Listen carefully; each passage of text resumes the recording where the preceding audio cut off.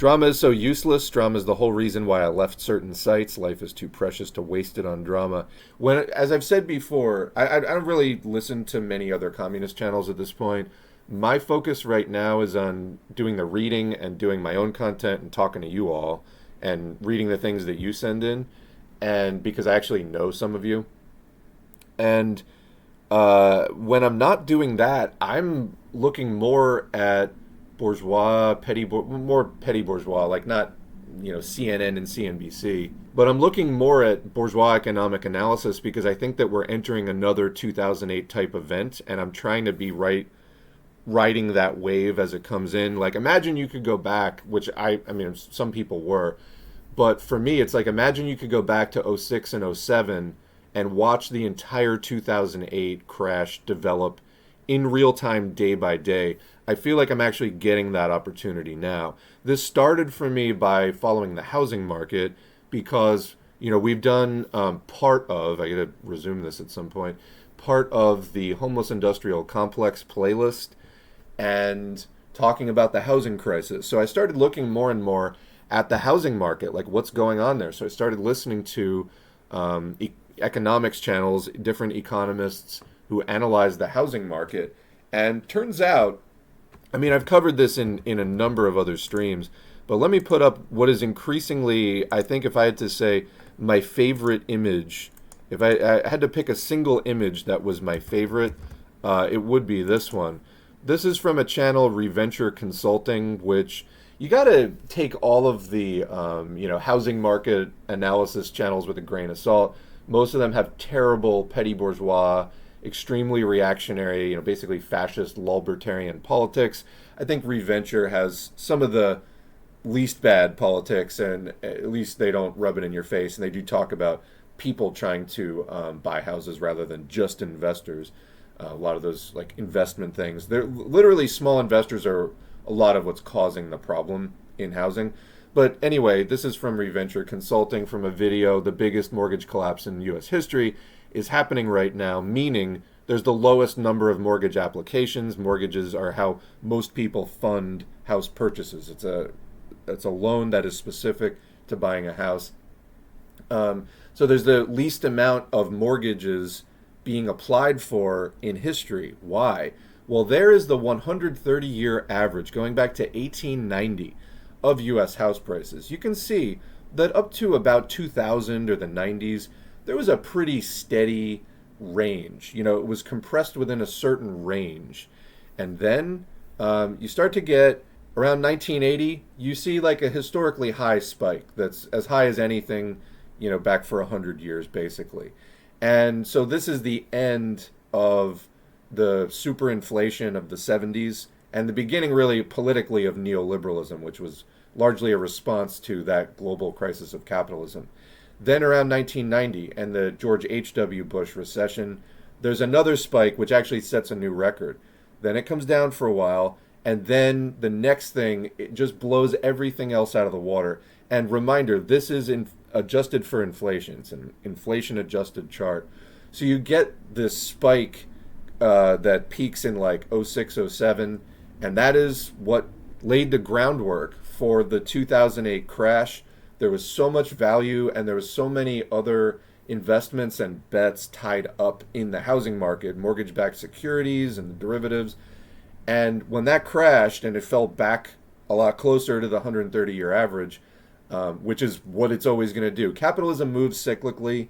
It's not full of tons of surprises. Capitalism is a fairly predictable system. And predictably, in '09, 10, 11, 12, there was a trough in prices, and then it just started climbing right back up. And as you can see, we're coming down from another all-time high. Canada's housing bubble is even worse than the US's right now. We're seeing similar things in like Germany and the UK. But when this pops, and it looks like it's starting to, the roller coaster has just gone over the top of that initial hill that it climbs slowly. And, it hasn't really started soaring downwards yet. But when it does, hold on to your hats, because I think it's going to get real fucking messy. And then politically, what does this mean? Well, Actually, I had a comment. Let me go dig up the comment in the YouTube comments. Somebody was just asking about this in relation to the Earl Browder piece. So, in response to the meaning of social fascism, somebody asked, "This is so damn interesting and seems so applicable to our modern situation." It's well, and by the way, the reason for that is it's still imperialism. Like it's still capitalism. We're still in the same basic historical period. And these things aren't going to change. The fundamental class interests and the fundamental dynamics aren't going to change without a revolution until this system is ended. So yeah, it's obviously like that's the reason why it's so applicable to our current situation. And you see that sometimes with comments where people will be like, "Whoa, Lenin was a time traveler," because what he was describing in the 19 teens, it's like the same situation. And I would say, no, he's not a time traveler. Like, I mean, your insight is correct. It's the same situation. But it's not because Lenin's a time traveler. It's because we're still in the same historical moment. In other words, he didn't travel time because no time has passed in the historical sense. We're still in that same moment.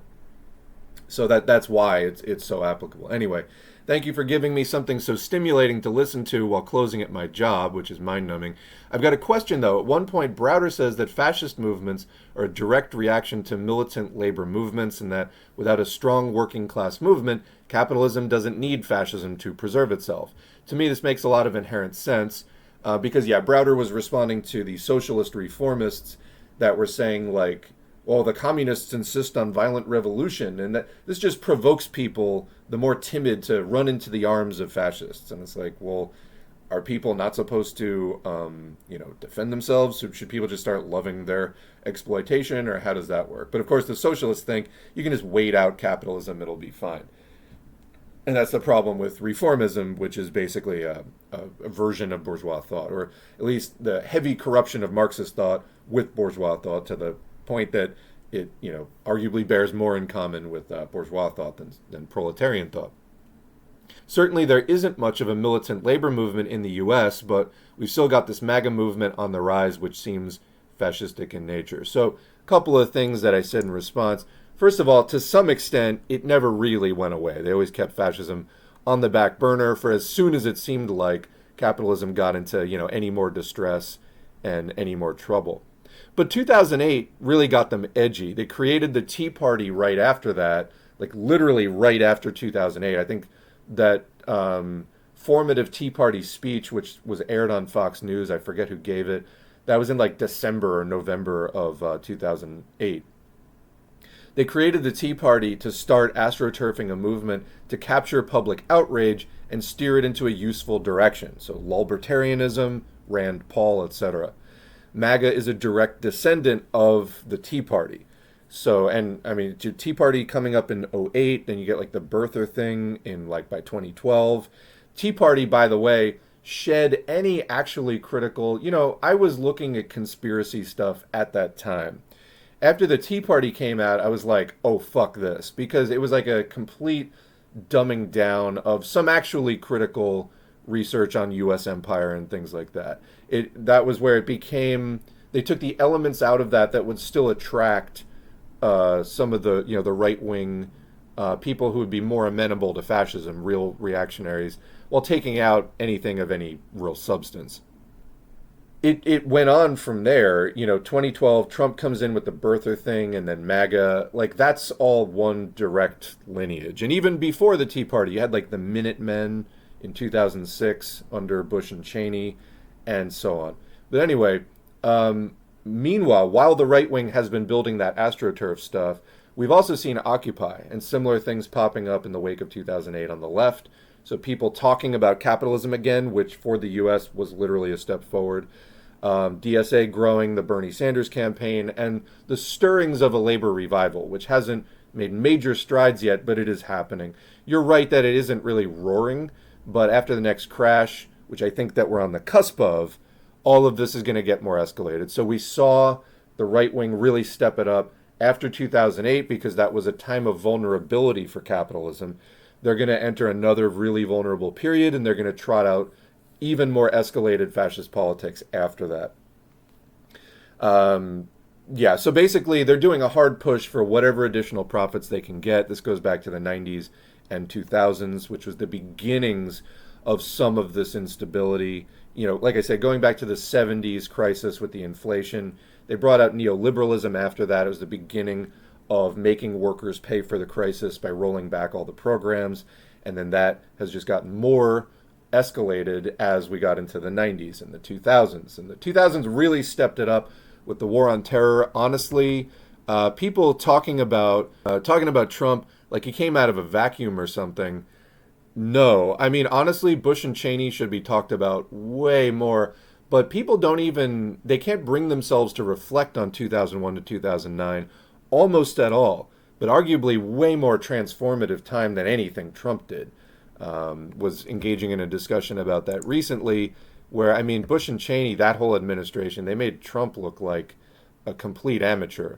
But yet no one talks about it, and that really needs to come back. So they're doing a hard push for whatever additional profits they can get. Capitalism, now imperialism, the final stage of capitalism, it has no more progress to offer humanity.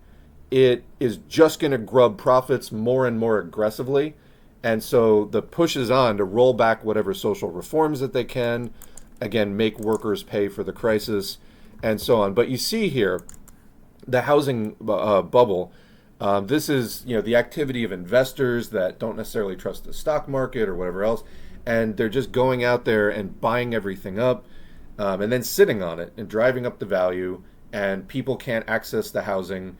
And it's causing these gigantic price spikes, which in some regions are starting to pop already. On the coasts, not as much, but in Texas up north of that, the sort of middle column of the U.S., there is, it's starting to pop. In Florida also, you see starting to pop, more and more price declines. It hasn't really hit landslide proportions yet, but when it does, expect the politics to just get worse and worse and worse.